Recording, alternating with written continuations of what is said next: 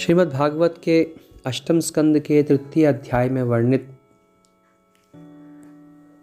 यह जो श्लोक है, श्लोक संख्या 21, बहुत महत्वपूर्ण श्लोक है। यह श्लोक सारे संशयों के बादलों को छिन्न भिन्न कर देगा। किन संशयों को? उन संशयों को जो भगवान और देवताओं के मध्य में है।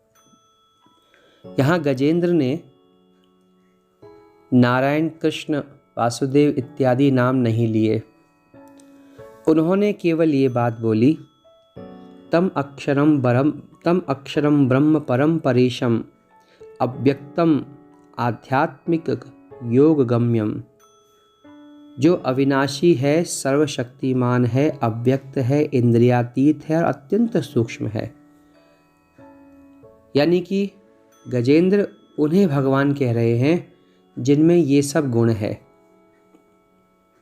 और श्रुति के अनुसार, वेदों के अनुसार, प्रमाणों के अनुसार केवल नारायण कृष्ण के अलावा किसी भी अन्य देवता देवी इत्यादि में यह गुण नहीं है।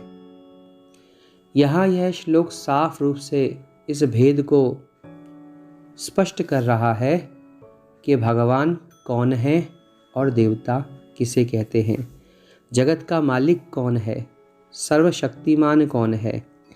क्योंकि जब गजेंद्र ने भगवान को अविनाशी, सर्वशक्तिमान, अव्यक्त कहा और कहा कि वो इंद्रियातीत जो है, जो अत्यंत सूक्ष्म है, जो निकट रहने पर दूर होता है और दूर पर रहने पर भी पास है, जो ज्ञान भक्ति के द्वारा प्राप्त होते हैं और जो आदि पुरुष हैं, जो अनंत हैं और जो परिपूर्ण ब्रह्म हैं, उन परमात्मा की मैं स्तुति कर रहा हूँ, उन्हें पुकार रहा हूँ।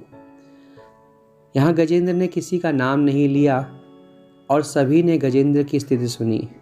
ब्रह्मा, शिव, दिक्पाल, लोकपाल, सभी देवताओं ने, देवियों ने, सभी ने गजेंद्र की स्तुति सुनी थी। लेकिन सभी ने यह स्तुति सुन के अपने अपने भीतर झांका तो पाया कि गजेंद्र जिसको पुकार रहा है, जिन उपाधियों से, जिन उपमाओं से, जिस विचार को करके परमात्मा का निरूपण गजेंद्र कर रहा है, वह गुण हम में तो है ही नहीं। इसीलिए कोई भी, न ब्रह्मा, न शिव, न दिक्पाल, लोकपाल, देवी इत्यादि कोई भी गजेंद्र की मदद के लिए नहीं गए। क्यों? क्योंकि वो जानते थे कि इसने हमें पुकारा ही नहीं, क्योंकि यह जो गुण बता रहा है वह हम में नहीं है। और जो गुण गजेंद्र ने पुकारे थे, जानता वह भी नहीं था भगवान को, लेकिन जो गुण पुकारे वह केवल नारायण में थे। इसलिए द्रुत गति से भगवान नारायण गजेंद्र की रक्षा के लिए प्रकट हुए। गजेंद्र आगे और स्पष्ट करते हुए कहते हैं कि कहीं कोई ये ना मान ले, इस गलत फहमी में ना रहे कि यह जो अलंकार, यह जो उपमाएं, यह जो निरूपण हुआ है कदाचित हमारे लिए है, हम भी सर्वशक्तिमान हैं, ऐसी भूल ना कर बैठे। इसीलिए इस श्लोक के तुरंत बाद गजेंद्र पुनः कहते हैं, यस्य ब्रह्मादयो देवा वेदा लोकाश्च चराचरा नाम रूप विभेदेन फलक्या च कलया कृतः। जिनकी अत्यंत छोटी कला अर्थात शक्ति, जिनकी छोटी सी शक्ति से अनेकों नाम रूप के भेदभाव से युक्त ब्रह्मा आदि देवता, वेद और चराचर लोकों की सृष्टि हुई है। गजेंद्र कहते हैं कि भगवान के एक इशारे मात्र से अनेक लोक, चराचर, ब्रह्मा, वेद इत्यादि प्रकट होते हैं। इसीलिए वो ये ना समझे कि मैं उन्हें पुकार रहा हूँ। और जिनके धधकती हुई आग की लपटों से जैसे प्रकाशमान सूर्य से किरणें बार बार निकलती रहती हैं और उन्हीं में लीन होती हैं, वैसे ही स्वयं प्रकाश परमात्मा से बुद्धि, मन, इंद्री, शरीर जो गुणों के प्रवाह रूप है, बार बार प्रकट होते हैं और लीन हो जाते हैं। वे भगवान न देवता है, न असुर है, वे न मनुष्य हैं, वे पक्षी, पशु भी नहीं हैं, वे ना स्त्री हैं, वे कोई साधारण या असाधारण प्राणी भी नहीं हैं।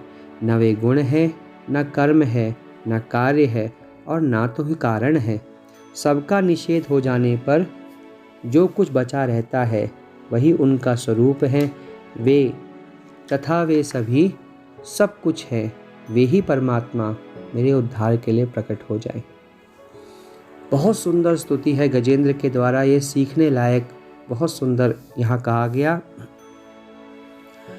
यथार्चिषग्ने सवितुर्भगस्तयो निर्यायन्ति संज्ञातस्कृतः स्वचुरुष तथा यतो अयम गुण संप्रवाहो बुद्धिर्मनाखानि शरीर सर्गा सवैना देवा सुरमर्त्यतिरंग्य न स्त्री न षंडो न पुमान न जंतु नायम गुण कर्म न सन्न चासनम निषेधशेषो जयतादशेष।